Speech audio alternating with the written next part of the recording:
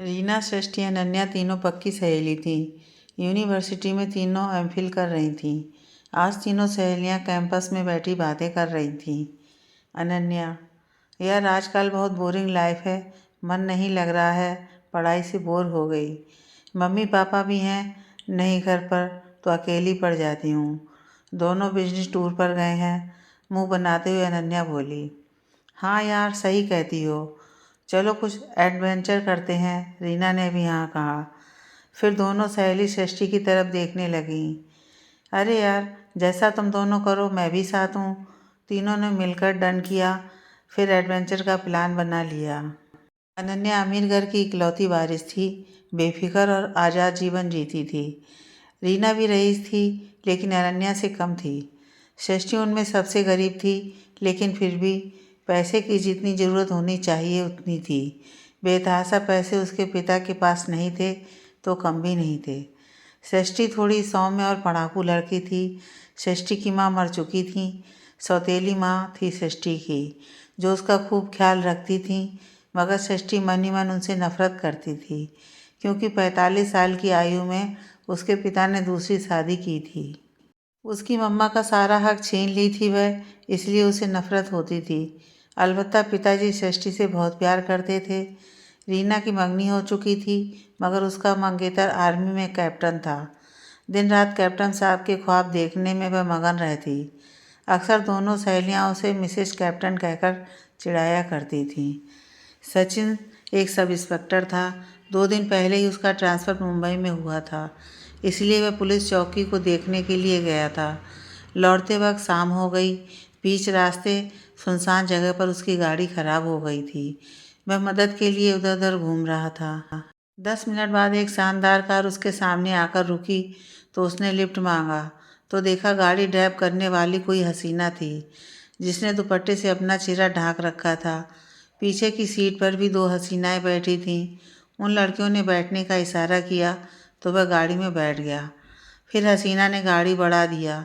कुछ दूर जाकर उसने गाड़ी रोक दिया, फिर गन निकालकर सचिन की कनपट्टी पर रख दिया। यह देखकर सचिन हैरान रह गया। फिर वह हसीना दोनों हसीनाओं से बोली कि इसके हाथ पैर बांधो और चेहरे को नकाब से ढको। उसकी आज्ञा का पालन दोनों हसीनाओं ने बिना कुछ कहे किया। एक हसीना ने कांपते हाथों से सचिन के हाथ पैर बांधे। यह देखकर सचिन की हंसी भी आ रही थी। दूसरी हसीना ने उसे नकाब पहना दिया चेहरे पर। जो हसीना गाड़ी ड्राइव कर रही थी, वह मास्टरमाइंड और काफ़ी निडर लग रही थी सचिन को, जबकि दोनों हसीनाएं थोड़ी डरपोक थीं। 1 घंटे बाद सचिन को गाड़ी से उतारकर दोनों हसीनाओं ने एक कमरे में डाल दिया। सचिन एक सब इंस्पेक्टर था, यह उन हसीनाओं को मालूम नहीं था, इसलिए सचिन को उनकी बेवकूफ़ी पर हंसी भी आ रही थी और ख़ुद पर गुस्सा कि दिन दहाड़े 3 लड़कियों ने गन पॉइंट पर उसका अपहरण कर लिया। बगल के कमरे से आवाज़ आ रही थी, जो निडर हसीना की थी। उसने फिरौती मांगने की रकम का आइडिया दोनों को बताने लगी थी और दोनों हसीनाएं डर रही थीं। फिर भी निडर हसीना ने कहा, अरे यार, डरो मत, 50 लाख फिरौती की रकम लेकर लड़के को छोड़ देंगे। फिर दोनों हसीनाएं चुप हो गईं। एक डरपोक हसीना ने कहा, यार, कोई गड़बड़ नहीं होनी चाहिए, इसे छोड़ देना, मुझे बहुत डर लग रहा है। निडर हसीना ने कहा, चिंता मत करो, छोड़ दूंगी, और ये तुम लोग डरना छोड़ो, समझी। फिर दोनों ने हाँ में सिर हिला दिया। रात 10 बजे एक हसीना खाना लेकर आई। उसने सचिन के हाथ खोल दिए थे। दूसरी हसीना गन हाथ में थामे खड़ी थी। सचिन ने दोनों हसीनाओं का चेहरा देख लिया था, क्योंकि जल्दी जल्दी और डर के चक्कर में दोनों चेहरा ढकना भूल गई थीं। देखो, मुझे छोड़ दो वरना पछताओगी, सचिन ने तेवर दिखाकर कहा।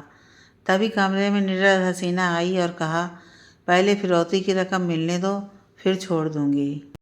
फिर निडर हसीना ने दोनों लड़कियों को डांटा कि नकाब डालो चेहरे पर, तब तक मैंने खाना खा लिया था। फिर डरपोक हसीना ने अपने कोमल हाथों से मेरे हाथ पैर बांधे और फिर तीनों कमरा बंद करके कमरे से निकल गईं। 2 घंटे तक मैं बाहर निकलने का रास्ता सोचता रहा। हाथ पैर की रस्सी खोलने की कोशिश किया तो रस्सी खुल गई। रात के 2 बज रहे थे। मैंने नकाब हटाकर कमरे की छानबीन की, मगर निकलने का रास्ता नज़र नहीं आया। फिर मैं बैठे बैठे ही सो गया। सुबह आँख खुली तो रस्सी हाथ पैर में हल्के से बांधकर नकाब डालकर बैठ गया। आधा घंटे बाद एक डरपोक हसीना खाना लेकर आई। ज्यों ही उसने मेरे हाथ की रस्सी खोलनी चाही, मैंने फुर्ती से रस्सी खोलकर उसका मुंह बंद कर दिया। वह हसीना बेहोश हो गई तो मैं कमरे से बाहर निकल आया। बरामदे में जब बाहर निकल रहा था तो निडर हसीना की आवाज़ कानों में सुनाई पड़ी। तेज़ कदमों से चलता हुआ मैं सड़क पर आ गया था। अब मुंबई के एक शानदार होटल में बैठकर यह वाक़या अपने प्रिय दोस्त इंस्पेक्टर अजीत को बता रहा हूँ, जिसे सुनकर उसे यकीन नहीं आ रहा है कि मेरा किडनैप किसी हसीना ने किया था। मुझे उन हसीनाओं पर गुस्सा आ रहा था कि उसे छोड़ूंगा नहीं। जब मैं किडनैप हुआ था मेरे पास गन नहीं थी यार, मैंने खींचते हुए कहा। फिर भी यार, एक सब इंस्पेक्टर का किडनैप, वो भी हसीनाओं के हाथ, कमाल है। फिर ज़ोर ज़ोर से वह हंसने लगा और मैं अपना सर खुजाने लगा। सचिन फिर अपनी ड्यूटी में व्यस्त हो गया। जब जब सचिन को उन हसीनाओं का ख्याल आता, खून खौल उठता। टेस्टी की परीक्षा खत्म हो गई थी तो वह घर पर आराम करने लगी। रीना की कैप्टन से शादी तय हो गई थी। रीना बहुत खुश थी। सृष्टि ने अपने पापा से आज्ञा लेकर रीना की शादी में शिरकत किया। जब सृष्टि ने देखा अनन्या नहीं आई है तो रीना ने बताया, मैंने अनन्या को बुलाया ही नहीं, अब मुझे उसकी निडरता से डर लगता है। सृष्टि ने भी हाँ में सर हिलाया। शादी बड़े धूमधाम से संपन्न हो गई। सृष्टि के पिता विराट सिन्हा ने सृष्टि के लिए लड़के तलाशना शुरू कर दिया था। बहुत चिंतित थे वे अंदर से। तब सृष्टि की सौतेली माँ वर्षा ने कहा, आप चिंता मत कीजिए, मैंने सृष्टि के लिए लड़का तलाश कर लिया है। मेरी भाभी का भाई है, बहुत खूबसूरत लड़का है और माँ बाप का इकलौता बेटा है। आजकल उसकी पोस्टिंग इसी शहर में है। हम कल ही फ़ोन करके उसको बुलाते हैं, आप खुद देख लीजिएगा, फिर शादी तय कर देंगे। जब सृष्टि को पता चलता है कि उसे कोई लड़का देखने आ रहा है तो उसे अपनी सौतेली माँ से नफ़रत होती है। उसे लगता है जैसे तैसे लड़के से शादी करवाकर सारी उम्र हमें दुख देना चाहती है। उसी शहर में सृष्टि की बुआ रहती थी। सृष्टि तैयार होकर गुस्से से बुआ के घर चली जाती है। जब लड़का घर आता है तो विराट सिन्हा उसे गेस्ट रूम में बैठाते हैं। लड़के की पर्सनालिटी देखकर विराट जी खुश हो जाते हैं।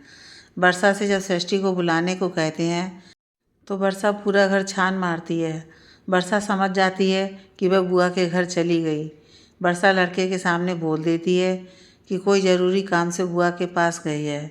लड़का कहता है, कोई बात नहीं, मेरी माँ बहन जैसे जो भी मेरे लिए पसंद करेंगी यकीनन अच्छी ही होगी। इशारे से विराट को चुप रहने को कहती है वर्षा। वर्षा को अपना बेस्ट फ्रेंड मानता है वह लड़का। वो चाय पीकर नमस्ते कहकर चला जाता है। नाश्ते के लिए मना कर देता है। उसके जाने के बाद विराट सिन्हा को बेटी पर बहुत गुस्सा आता है। अपनी बहन को फ़ोन करते हैं तो पता चलता है कि सृष्टि वहीं है। शाम को सृष्टि बुआ के साथ घर आती है तो सृष्टि की बुआ भी भाई को समझाती हैं कि इसके साथ कोई ज़ोर ज़बरदस्ती मत कीजिए। विराट सिन्हा बहन के सामने कुछ नहीं बोलते हैं। सभी वर्षा को गलत समझते हैं, जबकि विराट सिन्हा जानते हैं कि वर्षा सृष्टि को भी अपनी बेटी समझती है। क्योंकि वर्षा की विराट से शादी को 8 साल हो गए लेकिन माँ नहीं बन सकी, इसलिए उनकी जो भी थी सृष्टि ही थी। बहन के जाने के बाद विराट सिन्हा ने अपनी बेटी को कमरे में बुलाया और कहा, मैंने तुम्हारी शादी इसी लड़की से करने का फ़ैसला किया है। सृष्टि ने कहा, मैं इस औरत के ख़ानदान वालों से शादी नहीं करूँगी, मुझे नफ़रत है इससे। सृष्टि ने गुस्से से कहा तो विराट जी को भी गुस्सा आ गया। उनका हाथ बेटी पर उठने ही वाला था कि वर्षा ने रोक दिया। सृष्टि रोती हुई अपने कमरे में जाकर बंद हो गई। उसकी मम्मा का सारा हक इस औरत ने छीन लिया था। इस एहसास से उसे वर्षा से नफ़रत होती थी। वर्षा ने शादी के लिए अपनी भाभी से बात की तो भाभी ने कहा, तुम्हें लड़की पसंद है तो मुझे कोई एतराज़ नहीं है, शादी फाइनल कर लेंगे, हम माँ के साथ परसों आते हैं। वर्षा खुश हो गई। घर की साफ़ सफाई नौकरों से कराई। जिस दिन लड़के की माँ बहन आई थी सृष्टि कमरे में सोई पड़ी थी। विराट जी ने सृष्टि को प्यार से उठाया, बेटा उठो, तैयार होकर आ जाओ। सृष्टि ने जाने से मना कर दिया तो विराट जी को बहुत गुस्सा आ गया। उन्होंने गुस्से में एक थप्पड़ लगा दिया बेटी को। सृष्टि रोने लगी थी। विराट जी ने वर्षा से कहा, इसे तैयार करके लाओ। बहुत मान बढ़ गया है। 10 दिन के अंदर अब इसकी शादी होगी। फिर वह गुस्से से लंबे लंबे डग भरते हुए गेस्ट रूम में चले गए। वर्षा ने गोदरेज से मैरून कलर का सूट निकाल कर पहनने को कहा। चुपचाप वर्षा ने पहन लिया। उसे हल्के फुल्के मेकअप के साथ तैयार करके वर्षा ने अपनी भाभी और उसकी माँ के सामने सृष्टि को पेश किया। सृष्टि तो खूबसूरत थी ही, उन लोगों को एक नज़र में ही भा गई। फिर सृष्टि का छेका हो गया। चटपट शादी कराना चाहती थी वर्षा, इसलिए शादी की डेट भी निकल गई। 1 सप्ताह के बाद ही सृष्टि की शादी थी। सृष्टि अब चुप रहने लगी थी। पापा ने कितने प्यार से पाला था। गुस्से से पापा ने जल्दी शादी करने का फैसला ले लिया। ये सब किया धरा उसकी सौतेली माँ का ही लगता था। सौतेली माँ कितनी जालिम होती है, उसे एहसास हो रहा था।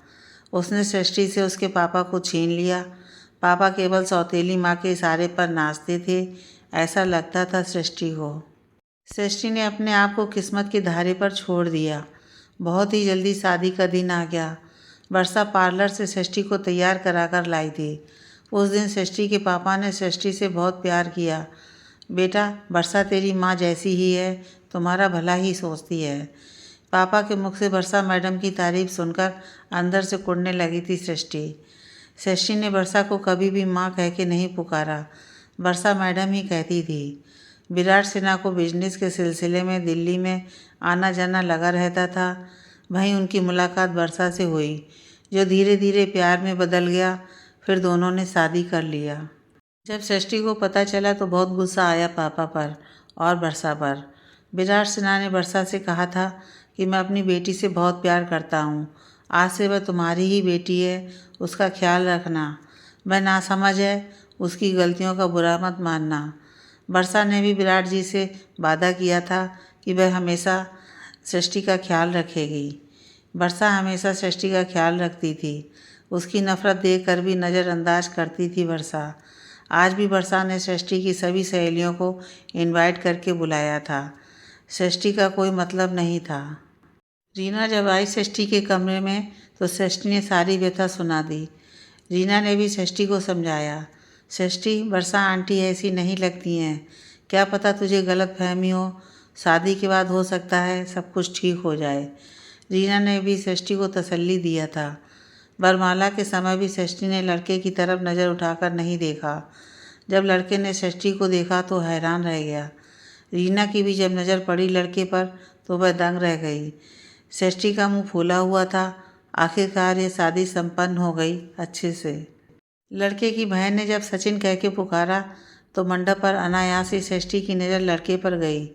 उसने लड़के को देखा तो उसके होश उड़ गए। सृष्टि को कमरे में लाया गया। तब रीना ने उसे चुपके से कहा, अरे सृष्टि, ये क्या हो गया? तेरी शादी उसी लड़के से हो गई जिसके हाथों को तुमने बांधा है। मुझे तो डर लग रहा है तेरे लिए। सृष्टि खौफजदा हो गई, जाने ये लड़का उसके साथ कैसा सलूक करे। एडवेंचर के चक्कर में सृष्टि बुरी तरह फंस गई थी।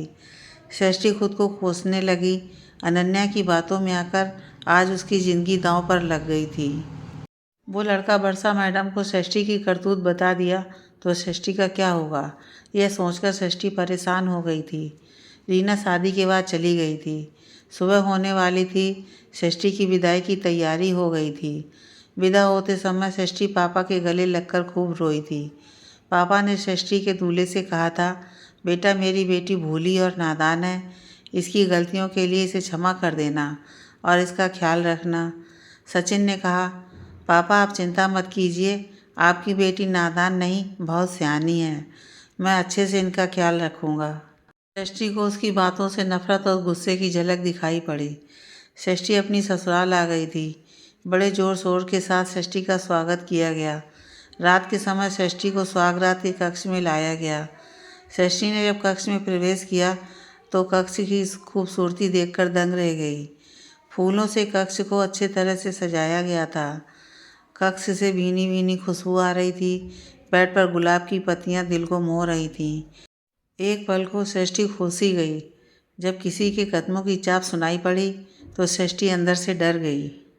जाने अब क्या होगा। सृष्टि घूंघट को और बड़ा करके खुद में ही सिमट गई। कदमों की चाप की आवाज़ पास आकर फिर आनी बंद हो गई थी। सचिन ने बेड पर बैठकर षष्ठी का घूंघट को उलट दिया। अरे वाह, आज के दिन तो हर दुल्हन शर्माती है, मगर मेरी दुल्हन के चेहरे पर डर आखिर क्यों? सचिन ने दिल जलाने वाली मुस्कुराहट के साथ कहा। षष्ठी ने एक नज़र उठाकर सचिन को देखा, फिर नज़रें झुका लिया। सचिन ने षष्ठी की ठोड़ी पकड़कर उसका चेहरा ऊपर किया और किस करने की कोशिश करने लगा। षष्ठी ने झटके के साथ अपना चेहरा दूसरी तरफ कर लिया। सचिन को गुस्सा आ गया। उसने ज़बरदस्ती षष्ठी के दोनों हाथों को ज़ोर से पकड़ लिया और कहने लगा, क्यों, आज ये हाथ काँप रहे हैं? मेरे हाथों को बांधते समय तो ये हाथ नहीं काँपे थे। उस समय तो बहुत मज़ा आ रहा था तुम्हें। अब कुछ मज़े मुझे भी लेने दो, इन कोमल कोमल खूबसूरत हाथों के। सचिन ने षष्ठी की कलाई को चूमते हुए ये कहकर षष्ठी की आंखों में झाँका, जहाँ बेबस्ता और डर साफ साफ झलक रहे थे। सचिन को उस दिन का वाकया याद आ गया था जब उसका अपहरण किया गया था। नफरत उसकी नस नस में दौड़ने लगी थी। सचिन ने जब बरमाला के समय षष्ठी को देखा तो पहचान गया कि उसका अपहरण करने वाली 3 हसीनाओं में एक डरपोक हसीना उसकी होने वाली पत्नी है। तो उसे खुद पर बहुत गुस्सा आया।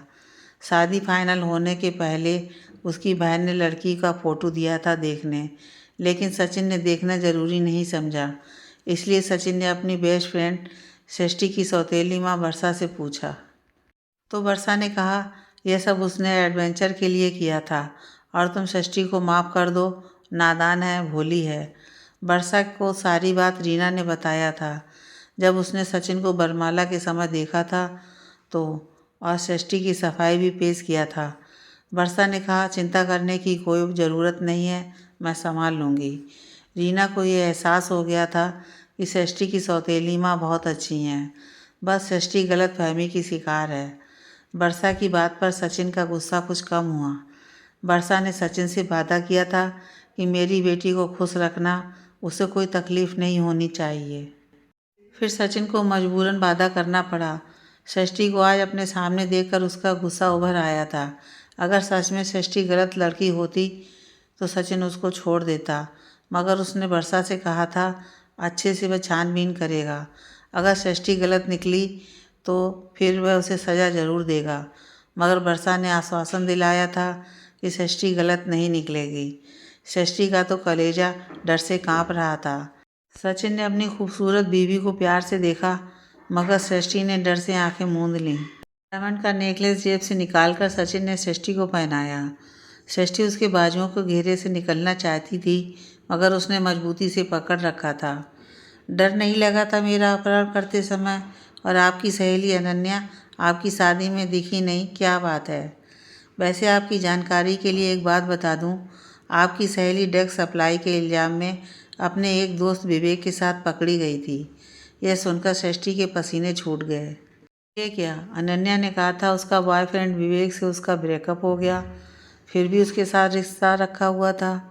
विवेक तो एक आवारा किस्म का लड़का था और षष्ठी को वह पूठी आँख नहीं सुहाता था। सचिन की बातों से षष्ठी और परेशान हो रही थी। डरते डरते षष्ठी ने कहा, मुझे नींद आ रही है, सोना है। अच्छा, गोल्डन नाइट में भी भला कोई सोता है? सचिन ने षष्ठी को और अपने करीब खींचते हुए कहा। एक पल के लिए तो षष्ठी की सांस ही रुक गई। षष्ठी की आंखों में आंसू भर आए थे। यह देखकर सचिन ने षष्ठी को छोड़ दिया और कपड़े बदलकर जाकर सोफे पर सो गया। षष्ठी की कलाई को सचिन ने इतनी ज़ोर से पकड़ा था कि हाथों की चूड़ियाँ टूटकर चुभ गई थीं। पूरी कलाई लाल हो गई थी। बहुत दर्द महसूस हो रहा था षष्ठी को। षष्ठी को लगा अब तो उसको हर दिन रोना है इस जालिम इंसान के हाथों। ज़िंदगी इम्तिहान लेने लगी थी षष्ठी से और रात भर षष्ठी अपने हालात से लड़ने के लिए खुद को तैयार करने लगी।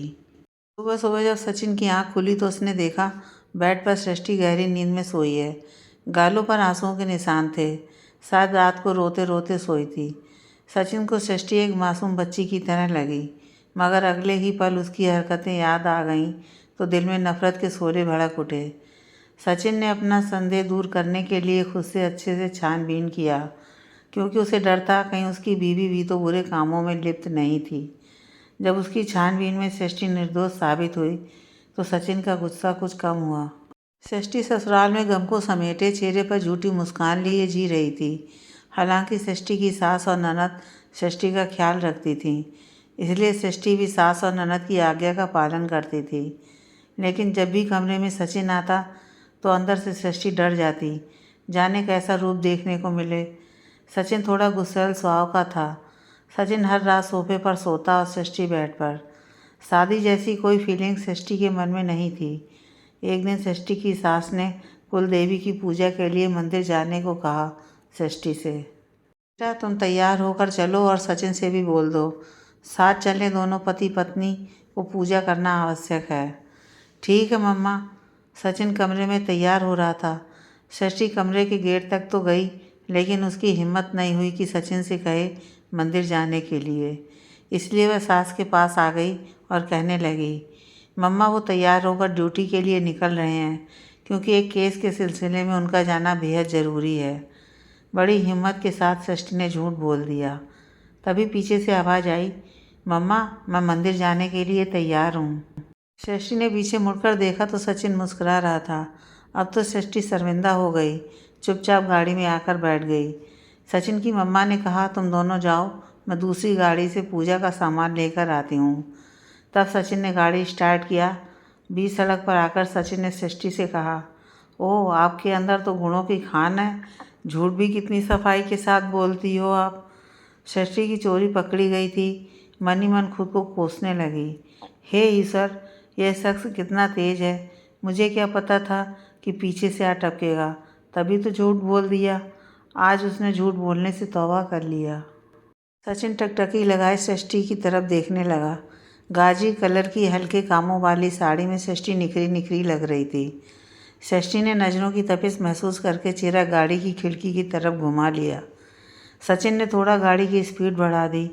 गाड़ी की फुल स्पीड से षष्ठी डर गई और डरकर चीखने लगी। फिर सचिन के कंधे पर सर रखकर उसने ज़ोरों से पकड़ लिया। सचिन की मुस्कुराहट गहरी हो गई थी।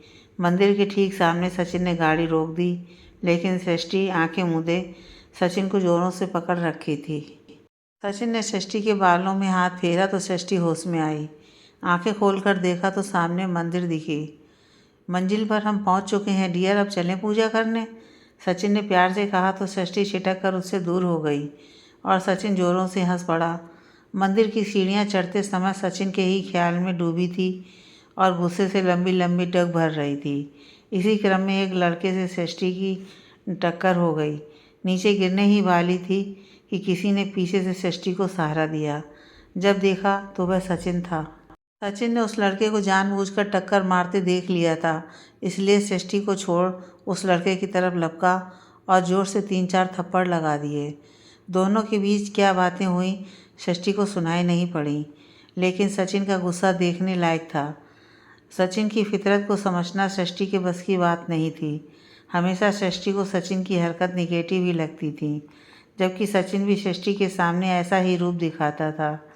षष्ठी को यह सोचकर बहुत बुरा लगा कि उस लड़के ने बेध्यानी में टक्कर मारा, फिर भी सचिन ने उसे थप्पड़ मारा। षष्ठी को सचिन से बेहद नफरत महसूस हुई। षष्ठी की सास भी कुछ देर में मंदिर आ गई थीं। फिर दोनों पति पत्नी को एक साथ कर पंडित जी से पूजा संपन्न कराया। पुलिस स्टेशन से फ़ोन आ गया था तो पूजा के बाद सचिन पुलिस स्टेशन चला गया और षष्ठी सासू माँ के साथ घर आ गई। वर्षा जब भी षष्ठी को फ़ोन करती, षष्ठी फ़ोन रिसीव नहीं करती थी। उसकी नफ़रत अब भी कायम थी। वर्षा सचिन से ही षष्ठी के हालचाल पूछ लिया करती थी। सचिन को वर्षा और षष्ठी के बीच के रिश्ते के बारे में कोई जानकारी नहीं थी। एक दिन वर्षा ने सचिन को फ़ोन किया था तो सचिन फ़ोन रिसीव नहीं कर सका। उसे लगा कि वर्षा अपनी बेटी से बात करना चाह रही होगी, इसलिए जब सचिन घर आया तो वर्षा का फ़ोन लगाकर षष्ठी के हाथ में दे दिया कि अपनी मम्मा से बात कर लो। फिर सचिन बाथरूम में चला गया।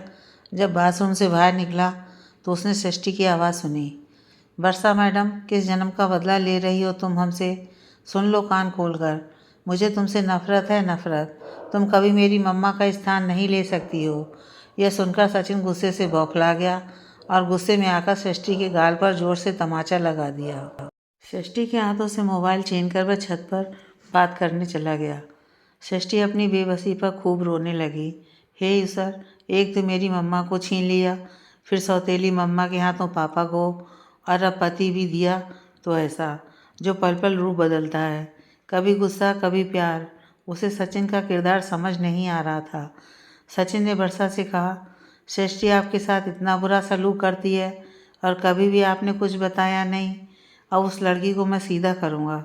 वर्षा सचिन के गुस्से से डर गई। वर्षा, नहीं सचिन, उसको कभी तकलीफ़ मत देना, क्योंकि सृष्टि के पापा अपनी बेटी से बहुत प्यार करते हैं और मैं अपने पति को कभी दुखी नहीं देख सकती। आज नहीं तो कल सृष्टि सही हो जाएगी। बस वह गलतफहमी की शिकार है, वरना वह कभी किसी को तकलीफ़ नहीं दे सकती है। बहुत प्यारी बच्ची है, वर्षा ने अपने आंसू पोंछते हुए कहा। वर्षा, सृष्टि आपके साथ इतना बुरा सलूक करती है, फिर भी उसके लिए आपके दिल में इतनी मोहब्बत है। और सबसे ज़रूरी बात कि मेरी बीवी किसी बेकसूर का दिल दुखाए, मैं कभी बर्दाश्त नहीं करूँगा। मुझे चाहे जो भी करना पड़े, अपनी बीवी को सही रास्ते पर लाकर रहूँगा, सचिन ने मजबूती के साथ कहा। सचिन, मेरी बेटी का दिल दुखाओगे तो मुझसे बुरा कोई नहीं होगा, यह कहकर वर्षा ने गुस्से से फ़ोन काट दिया। सचिन ने सोच लिया था कि सृष्टि को सही रास्ते पर लाने के लिए उसे क्या करना है।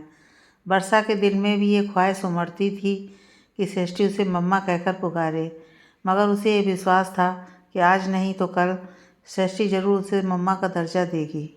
वर्षा अपने पति को बहुत चाहती थी, इसलिए सृष्टि उसके साथ बुरा सलूक भी करती तो वर्षा छिपा लेती थी, क्योंकि वर्षा सृष्टि की पीड़ा को समझती थी। एक बेटी के लिए उसकी मम्मा का स्थान और कोई ले सहना मुश्किल होता है।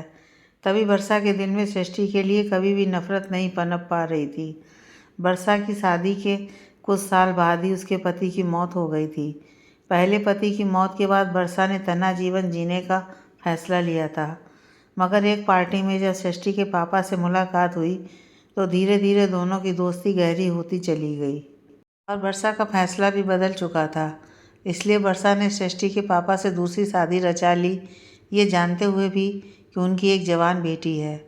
वर्षा सृष्टि के पापा से 14 साल छोटी थी। वर्षा एक अच्छे चरित्र की महिला थी, सहनशीलता उसमें कूट कूट कर भरी थी। सृष्टि धीरे धीरे घर के कामों में हाथ बटाने लगी थी। सचिन की मम्मा सृष्टि से बहुत प्यार करती थीं, इसलिए सृष्टि को एक सहारा सा मिल गया।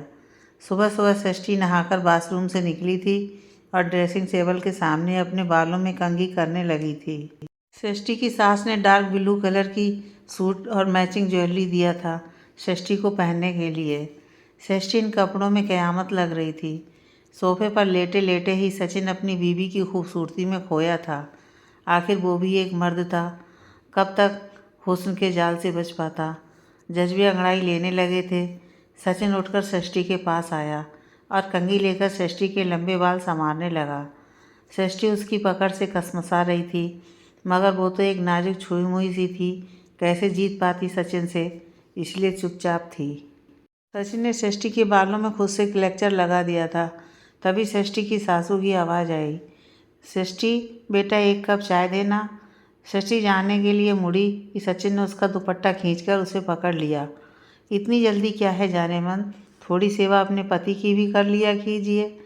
प्लीज़ सचिन जी, मुझे जाने दीजिए, सृष्टि ने मिमियाते हुए कहा। ऐसे कैसे जाने दूँ, 1 महीने होने को हैं और मैंने अपनी बीवी को छुआ तक नहीं, इससे बड़ा और दुख क्या होगा। सृष्टि ने सचिन की बोलती आंखों से घबराकर पलकें झपका लीं। सचिन ने अपनी पकड़ ढीली कर दी तो सृष्टि जंप लगाकर भागी, मगर सचिन ने भी उसे जाने नहीं दिया और सृष्टि सचिन के सीने पर गिर पड़ी। फर्श पर लेटा सचिन सृष्टि की आंखों में देखते हुए अपनी आंखें दबा दिया। सृष्टि का चेहरा शर्म से लाल हो गया था। सृष्टि सचिन के सीने पर लेटी थी, यह एहसास ने उसे अंदर तक सिरहन पैदा कर दिया।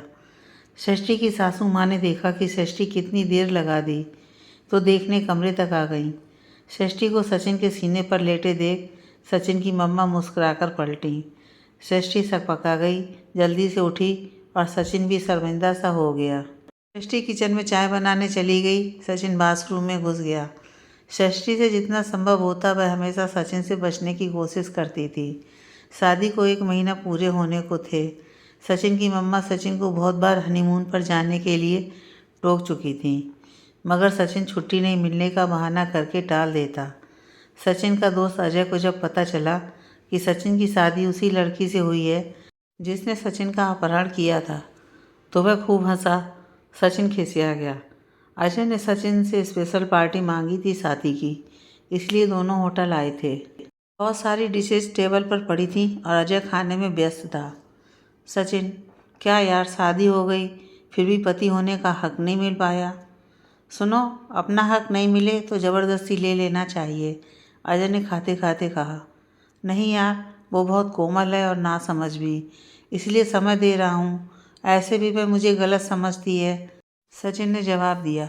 अजय समझ गया इस लड़के से कुछ होने वाला नहीं है। उसने सचिन की आंख बचाकर सचिन की कोल्ड ड्रिंक में शराब मिला दिया। रात के 11 बज रहे थे। सचिन को कुछ पता नहीं चला। अजय ने सचिन को ड्रॉप कर दिया। हल्का हल्का सचिन का सर घूम रहा था। जब घर में कदम रखा सचिन तो देखा सन्नाटा पसरा है। मम्मा शायद सो गई थी। सचिन अपने बेडरूम में गया तो षष्ठी ने डिनर के लिए पूछा तो सचिन ने कहा, खाकर आया हूँ। षष्ठी फिर चुपचाप बेड पर जाकर सो गई। सचिन के ऊपर शराब का नशा चढ़ गया था। उसने नाइट के कपड़े पहनकर आज बेड पर आ लेटा। षष्ठी ने जब देखा कि सचिन आज बेड पर सोया है तो वह बेड से नीचे उतरने लगी, मगर सचिन ने उसे नीचे उतरने का मौका ही नहीं दिया। सचिन पर नशा पूरी तरह से हावी था। षष्ठी पूरी रात आंसू बहाती रही। सचिन ने जो कुछ भी किया था उसके साथ, इससे षष्ठी के दिल में सचिन के लिए नफरत बढ़ गई। सचिन ने सारी सीमा को पार कर दिया था नशे के आलम में। सुबह सुबह जब सचिन की आंख खुली तो देखा षष्ठी उसके सीने से लगकर सोई है। सचिन की आंखें हैरत से फट पड़ीं। रात के उसके कारनामे याद आए तो वह अपने आप से शर्मिंदा हो गया। षष्ठी के लिए सचिन के दिल में प्यार ने जन्म ले लिया था। सचिन ने षष्ठी के माथे को प्यार से चूम लिया। आखिरकार वो उसकी बीवी थी जो सोते हुए सचिन के होश उड़ा रही थी। खूबसूरती में चांद को लजाती थी षष्ठी। सचिन षष्ठी का सर तकिए पर अच्छे से रख दिया, फिर बाथरूम चला गया। षष्ठी की भी नींद खुल गई थी, मगर वह जानबूझकर सोई होने का नाटक कर रही थी। षष्ठी को लगता था कि उसे सचिन से बहुत नफरत है, उससे कभी प्यार नहीं होगा, मगर यह उसकी गलत फहमी थी। षष्ठी के पापा पगफेरे की रस्म के लिए षष्ठी को लेने आए थे। बहुत दिनों बाद पापा को देखकर षष्ठी रो पड़ी। षष्ठी अपने घर आ गई थी। षष्ठी अभी भी अपने कमरे में बंद रहती। वर्षा से उसको अभी भी नफरत थी। वर्षा एक बात नोटिस कर रही थी कि षष्ठी दिनों दिन कमज़ोर होती जा रही है। खाना भी नहीं खाती थी। जब भी वर्षा खाने की पूछती नफरत से जवाब देती थी। एक दिन शाम के समय वर्षा षष्ठी के लिए गाजर का हलवा बनाकर उसको खिलाने गई थी, क्योंकि षष्ठी को गाजर का हलवा बहुत पसंद था। मगर षष्ठी ने गुस्से से प्लेट को दीवार पर दे मारा। तभी संयोग से सचिन वहाँ आ पहुँचा। षष्ठी की हरकत देखकर जी चाहा उसे थप्पड़ लगा दे, मगर वह कुछ सोचकर चुपचाप वहाँ से चला गया। वर्षा सचिन को रोकने की कोशिश करती रही, मगर वह रुका नहीं। षष्ठी ने जब देखा कि सचिन आ गया तो वह डर गई। जब से षष्ठी घर आई थी उसे बिल्कुल मन नहीं लग रहा था, क्योंकि सचिन उसे फ़ोन भी नहीं करता था। मोहब्बत का अंकुर षष्ठी के दिल में फूट चुका था, मगर सचिन ने षष्ठी को इग्नोर करना शुरू कर दिया। सचिन ऐसा षष्ठी को सुधारने के लिए कर रहा था, जबकि सचिन षष्ठी को देखे बिना रह नहीं पाता था। जब भी बेडरूम में जाता षष्ठी को नहीं पाकर बेचैन हो उठता। दोनों ने भले ही प्यार का इजहार नहीं किया हो, मगर दोनों को ही एक दूसरे के साथ रहने की आदत हो चुकी थी। अचानक से एक दिन षष्ठी बेहोश हो गई। तब वर्षा उसे डॉक्टर के पास ले गई। वहाँ डॉक्टर ने जो बताया उसे सुनकर वर्षा की खुशियों का कोई ठिकाना नहीं रहा। षष्ठी माँ बनने वाली थी। यह खबर वर्षा ने जब अपने पति को बताया तो उनकी खुशी देखने लायक थी। षष्ठी को जब वर्षा ने बताया तो षष्ठी शर्मा गई। षष्ठी इंतज़ार करती रही कि सचिन फ़ोन करेगा और अपनी खुशियों का इजहार करेगा, मगर सचिन ने केवल हालचाल पूछकर फ़ोन रख दिया। षष्ठी को बहुत तकलीफ़ हुई। षष्ठी की सासू माँ बहुत खुश थीं और बराबर फ़ोन किया करती थी। वर्षा षष्ठी का ख्याल रखने लगी थी। भले ही नफरत करती थी षष्ठी वर्षा से, मगर फिर भी अपने कर्तव्य का वह निर्वाह करती थी। सचिन आता तो था, लेकिन वर्षा से मिलकर चला जाता था। षष्ठी के पास नहीं आता था। षष्ठी मोहब्बत की आग में जलने लगी थी। सचिन से न जाने कब षष्ठी को मोहब्बत हुई, उसे पता भी नहीं चला। षष्ठी वर्षा पर गुस्सा भी कम करती थी। सचिन की बेरुखी का गम उसे अंदर से मारने लगा था। चाहे जैसा भी हो, सचिन षष्ठी का पति था। मोहब्बत के इंतज़ार में षष्ठी का वक्त गुजरने लगा। देखते देखते डिलीवरी का भी समय आ गया। षष्ठी हॉस्पिटल में एडमिट थी, दर्द से तड़प रही थी, मगर सचिन का कहीं कोई अता पता नहीं था। वर्षा षष्ठी को रोते देखकर वो भी रो रही थी। डॉक्टर ने कहा ऑपरेशन करना ज़रूरी है, वरना बच्चे की जान जा सकती है। फिर षष्ठी का ऑपरेशन किया गया। जच्चा और बच्चा दोनों सही सलामत थे। षष्ठी को जब होश आया तो उसने देखा कि सचिन उसके पास बैठा है। षष्ठी कैसी हो? सचिन ने बेहद प्यार से पूछा तो षष्ठी की आंखें छलक उठीं। सचिन ने उसके आंसू पोरों से चुन लिया। देखो षष्ठी, हमारा बेटा कितना प्यारा है ना? सचिन ने कहा तो षष्ठी ने देखा उसका बेटा बहुत प्यारा था। षष्ठी को सुखद अनुभूति होने लगी। माँ बनने के बाद उसे एहसास हुआ कि माँ क्या होती है। षष्ठी जब बेहोश होने को थी तो देखा था वर्षा रो रो कर डॉक्टर से कह रही थी कि मेरी बेटी को बचा लीजिए। षष्ठी की आंखों के पर्दे हट चुके थे।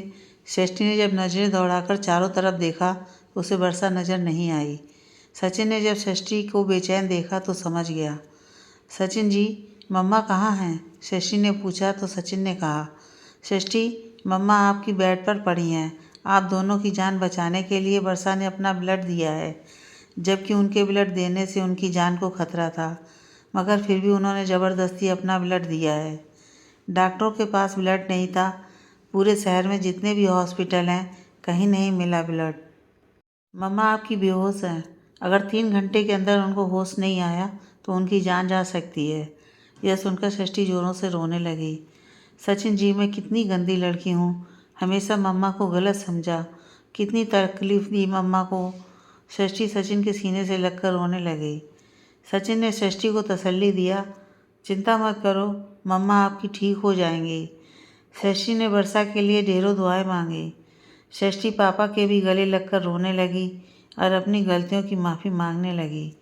पापा ने षष्ठी को चुप कराया। 3 घंटे बाद ईश्वर की कृपा से वर्षा को होश आ गया। वर्षा की आंखें खुलीं तो सबसे पहले षष्ठी ने ही बेचैन होकर वर्षा का हाथ थामकर कहा, मम्मा आंखें खोलो मम्मा। वर्षा ने जब षष्ठी के मुख से मम्मा सुना तो उसकी ममता तृप्त हो गई। वर्षा को सचिन ने सहारा देकर उठा कर बैठाया। मम्मा मुझे माफ़ कर दो। षष्ठी ने रोते हुए माफ़ी मांगा तो वर्षा ने षष्ठी को सीने से लगा लिया। नहीं बेटा, माफ़ी कैसी, तू तो सदा से ही मेरी बेटी हो। मम्मा आपका नवासा। षष्ठी ने अपने बेटे को मम्मा की गोद में डाला तो वर्षा की खुशियों का कोई ठिकाना नहीं रहा। सही मायने में वर्षा को आज खुशी मिली थी। उसकी ममता जीत गई थी। षष्ठी को भी अपनी मम्मा के साथ पति का प्यार और प्यारा बेटा मिल गया था। सचिन की सारी शिकायत दूर हो गई थी। षष्ठी के लिए जो गुस्सा था सब खत्म हो गया था। चारों तरफ से खुशियों की बरसात हुई थी। षष्ठी का एडवेंचर लव पूरी लाइफ के लिए उसका अपना हो गया था। सचिन उसका एडवेंचर लव था। उनकी खुशियाँ देखकर फ़ेजा भी मुस्कुरा उठी।